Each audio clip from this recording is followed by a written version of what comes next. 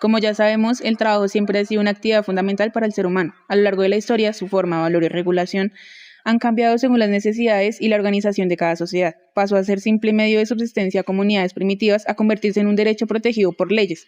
En esta presentación veremos cómo ha evolucionado el trabajo y cómo se ha regulado hasta llegar a lo que conocemos hoy. En esta imagen, los primeros inicios del trabajo existen desde los primeros tiempos de la humanidad. En un comienzo no era visto como obligación ni derecho, sino como una necesidad de sobrevivir. El hombre primitivo trabajaba para conseguir alimento, resguardarse del clima y protegerse de los peligros. Así el trabajo surgió ligado a la subsistencia diaria como parte natural de la vida. En esta imagen podemos ver la comunidad primitiva en la choza. En estas primeras comunidades el trabajo era colectivo y solidario. Cada miembro aportaba lo que podía. Unos cazaban, otros recolectaban frutos, otros cuidaban el fuego o a los niños. No existía todavía la idea de salario ni propiedad privada porque todo se compartía. El trabajo estaba ligado al bien común y al sostenimiento del grupo.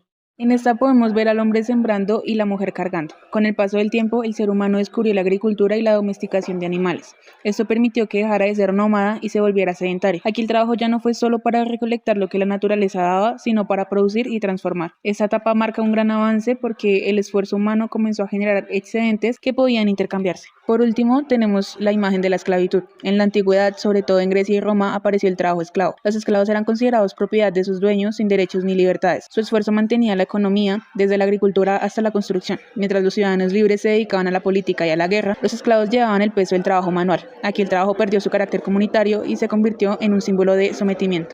El trabajo en la Edad Antigua era muy distinto al que conocemos hoy en día. No se entendía como un empleo con salarios y derechos, sino como una actividad necesaria para la subsistencia y organización según la estructura social, política y económica de cada civilización. Está profundamente condicionado a la jerarquía social. Fue gracias a esa división, aunque desigual e injusta, que las civilizaciones pudieron sostener sus grandes logros culturales y materiales.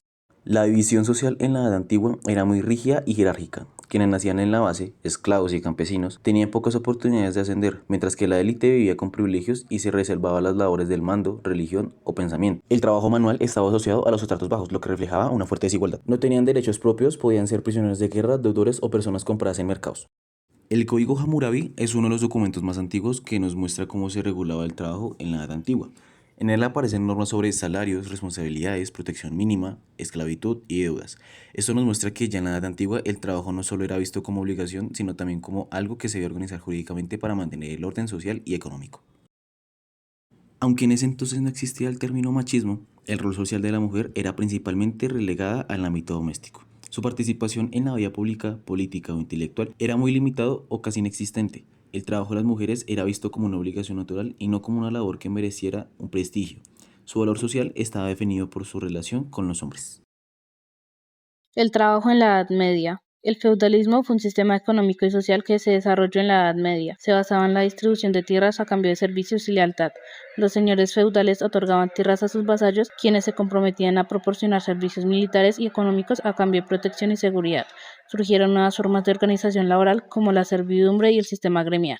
En esta imagen vemos cómo la servidumbre y el sistema gremial fueron instituciones clave en la Edad Media, donde los siervos eran trabajadores rurales unidos a la tierra con más derechos que los esclavos, y los gremios eran asociaciones de trabajadores artesanales que regulaban condiciones de trabajo, ofrecían ayuda mutua y establecían relaciones entre maestros y aprendices. En esta imagen podemos ver la decadencia del sistema gremial debido a su anacronismo y limitaciones, lo que llevó a su abolición durante la Revolución Francesa con la Ley de Chapelier en 1791, que estableció la libertad de trabajo y prohibió las asociaciones de trabajadores, marcando un cambio significativo en la organización laboral. Trabajo en el individualismo liberal. El liberalismo surge como respuesta a la explotación feudal y la rigidez de las corporaciones. La oposición de los trabajadores campesinos y la transformación de las corporaciones en organismos complejos llevan al nacimiento del liberalismo, que busca dar más libertad a los trabajadores y a los empresarios. En esta imagen podemos ver que el liberalismo se caracteriza por la libertad de trabajo y la contratación, y la no intervención estatal en las relaciones laborales, lo que lleva a una explotación laboral y al crecimiento del número de trabajadores por cuenta ajena. Junto con el maquinismo transforma la economía y las relaciones laborales de manera significativa. En la revolución industrial, el trabajo cambió totalmente. Niños y mujeres fueron llevados a las fábricas, con jornadas largas y sueldos muy bajos.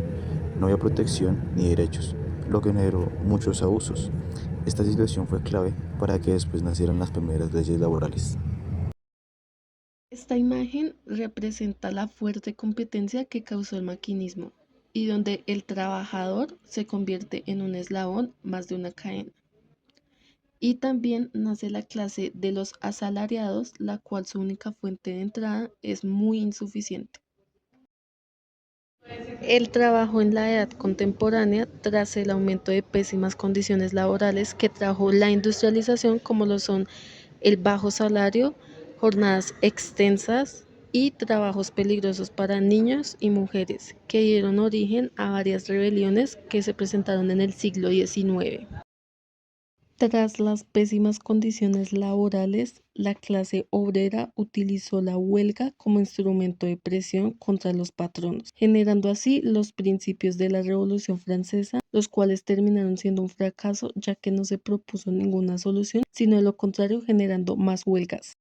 El Estado inició su intervención en el trabajo implementando medidas como limitar la jornada de los menores y prohibirles trabajos peligrosos. Pero este intervencionismo no se basó en una justicia social, sino que fue más un interés para preservar la integridad de la clase asalariada. A medida que hemos evolucionado y avanzado como sociedad y humanidad, a su vez hemos cambiado dinámicas que antes eran discriminatorias e injustas. Sin embargo, hasta la luz del día de hoy, siguen existiendo fragmentos de ese triste pasado. Y listo, gente, eso es todo. Esperamos haberles dejado el tema claro y muchas gracias por su atención.